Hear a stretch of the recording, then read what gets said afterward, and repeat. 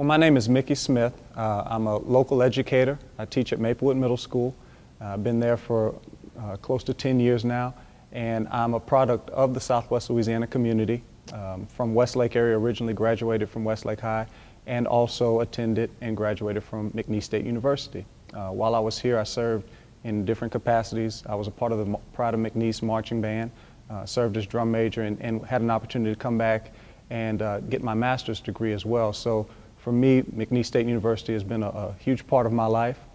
Made many friends, able to develop my craft, even met my wife here at McNeese, and like I said, it's just been a big part of who I am. And now I'm able to take those experiences and share them with my students in a professional stance, where I am, again, the band director at Maplewood Middle School. Been teaching there for quite some time. The band program has grown tremendously, and it's been because of a number of different things that we do there at the school. But the biggest part is I try to make my program relevant. I try to have it where there's rigor involved, but I also try to make it innovative and make it cutting edge for our students, because I find that when they're excited about the program, then that excitement spreads throughout the entire program and the school, and we've seen that firsthand. And the Service Learning Project that we're participating in has been just a huge factor in what we do as far as recruiting and, most importantly, retaining students. Because as a band director, my program thrives on the students that I'm able to recruit, but most importantly, the ones I'm able to keep.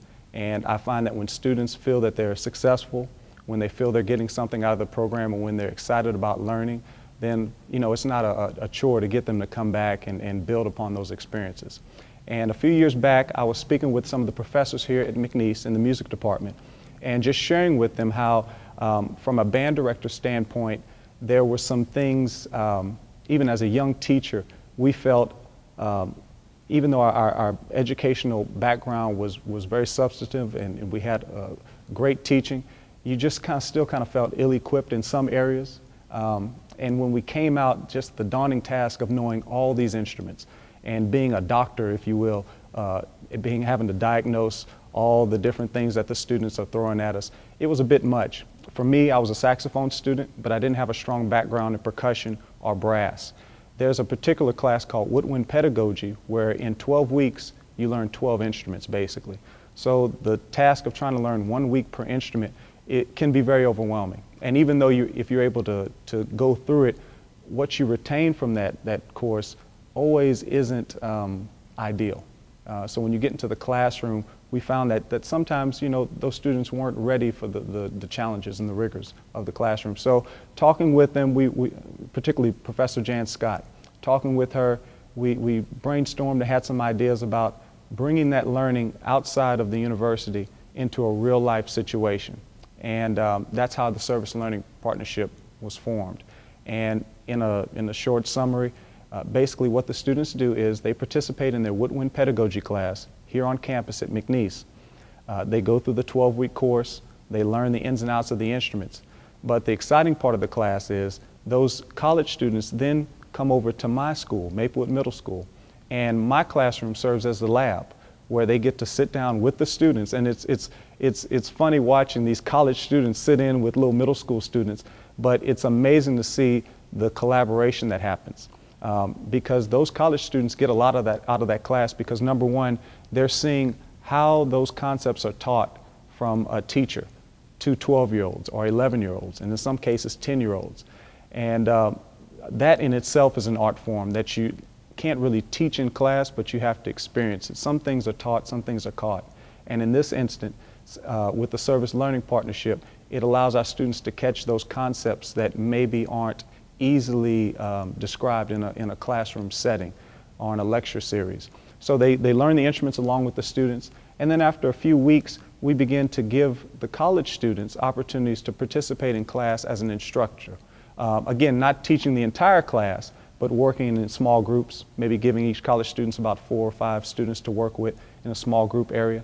And it's really fun to watch them cut their teeth on the educational experience, on the instructional experience, and see them develop that. And again, this class happens before their student teaching.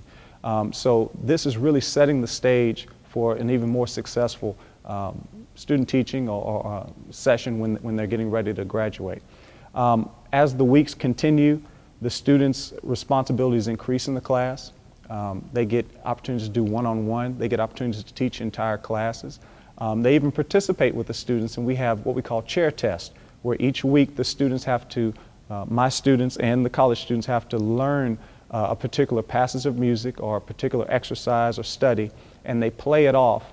And it's a little competition. So in a section, students are ranked according to how well or how poorly they play the song. And you know, it's everybody's desire to be first chair. And we didn't know how this was going to go over, myself and Professor Scott, but one of the things the Service Learning Partnership has showed us that there's unexpected outcomes. And one of the unexpected outcomes was seeing, number one, how excited the middle school students get to see these guests come into the class weekly. For some students, it's even an additional motivation for them to go practice because they start forging relationships with these college students.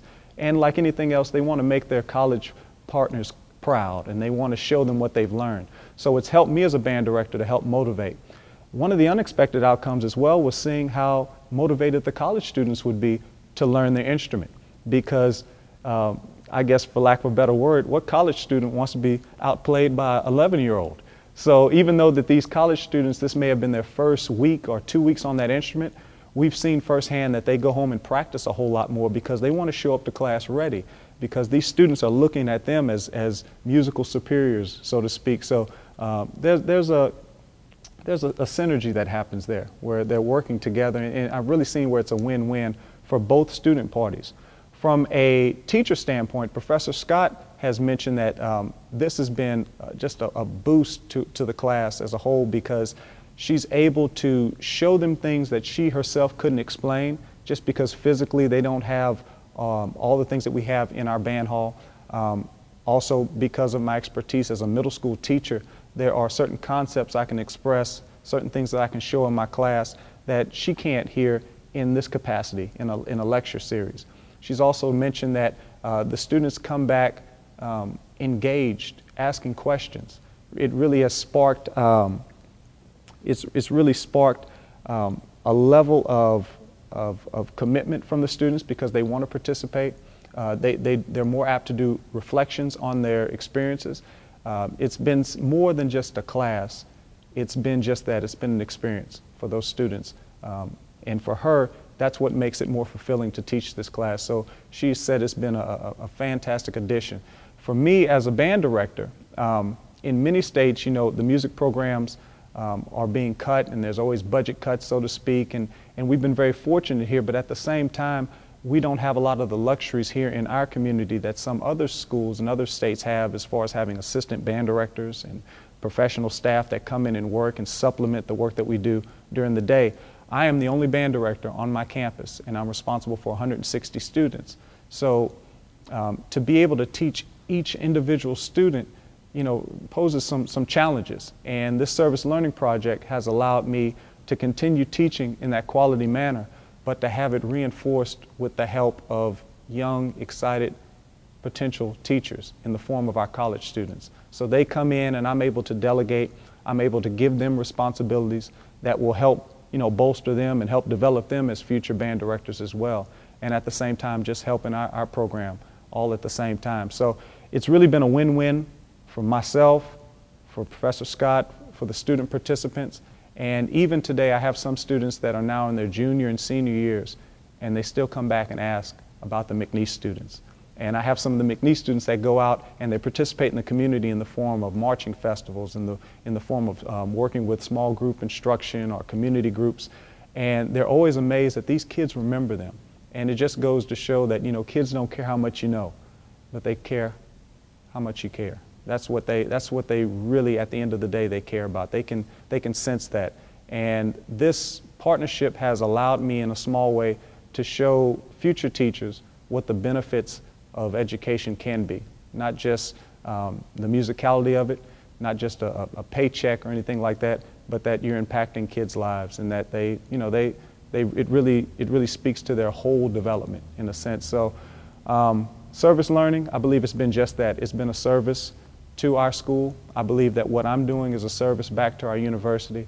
And at the end of the day, it's serving the greater purpose of the university, and that is education and learning. Well, it's kind of funny how it all happened. the Grammys last year decided to start an initiative in commemoration of in commemoration of the Grammys' 50th anniversary.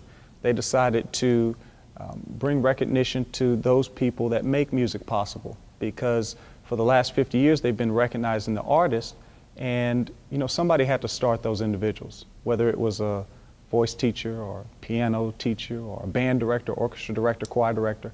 There's somebody that helps spark that interest. And I'm so excited and so proud that the Grammys decided to bring recognition to those unsung heroes, so to speak. So this year is the Grammys' second annual Music Educator Award. And unbeknownst to me, about a year ago, a few people in the community had put my name in as a potential nominee for this award. It's funny because when you are in the habit of just doing what you need to do, you don't really get caught up on that stuff. And I'll be honest, I did not know that this award was out there. And somebody nominated me, and long story short, the nomination was accepted, which made me a candidate. And at that point, we're talking thousands upon thousands of people that were at that level. And because I run a pretty busy schedule, I actually did not know I was in contention for it at that point. They had been sending me various emails, and when you see Grammys in your emails, I just kind of thought it was spam, And long story short, I was at a conference speaking, and late that evening I couldn't sleep, so I got up and checked my email, and I saw that I was a quarterfinalist. So to my surprise, I had made the cut from candidate all the way to this point. So we're getting very close to the ultimate goal of the Grammy Award winner, and that individual is selected from the 10 finalists. There's going to be 10 finalists who, I consider a winner at that point, but one of them is going to be chosen to be represented on the Grammys, and where they'll go on stage with the president of the Grammys, and they'll be awarded their award on live TV, and it's going to be a fantastic thing, and I really, at this point, I'm honored to just be at that level and to be recognized as one of the top band directors in not just our area, but in the nation.